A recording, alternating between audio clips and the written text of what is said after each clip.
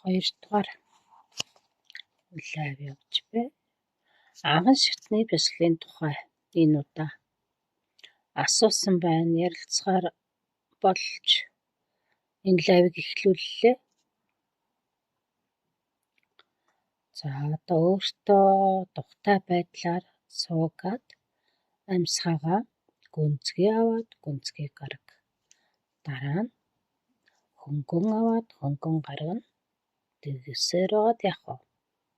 Энэ дасгалаа 3 сарын турш хийнэ. Амьсгалаа хөнгөн аваад гаргана. Өөрийнхөө биеийг чөлөөлж суллана. Өөрийнхөө биеийг чөлөөлж хөдлөхөд хэцүү санагдаж магадгүй л дээ. Өөрийгөө том хүн болсон хүүхэд зан надад тохирохгүй гэж байж магадгүй. Уугад л бас өөрийгөө чөлөөлж 20 минут юу ч бодлого ийм байдалд оруулахыг хичээгээрэй. Та ичиж байна уу? Хин ч таныг ханихгүй байгаа зү. Юу ч битгий бод. Өөрийнхөө том биегээс бага хугацааны амралт ав. Таны амнаас янз бүрийн чимээ аваа гарч эхэлбэл өөрийгөө бүү хяна. Янз бүрийн санаа бодол сэтгэл хөдлөл гарвал хүлээж ав. Мэдэрхий хичээ. Битгий өөрийгөө барь.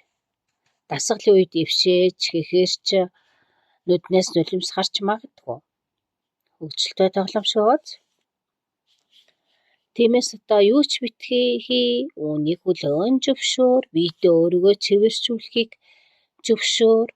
Тэр юуг яаж хийхийг мэднэ. Би таяа өөрийнхөө эмчилгээг хязгаарладаг муу зөрчилтэй.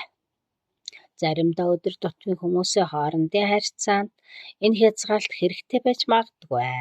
Гэхдээ яг одоо энэ бүхнээс өөрийгөө чөлөөл. Хөдөлгөөн зогсох хүртэл дасгалаа өргөжлүүлээрэй. Энэ гайхамшигтай арга нь мэдрэлийн системийг сайжруулах ба өөрөөр хэлбэл энэ хий шахтай адил юм. За ингээд 3 дугаар лайв хүртэл бака.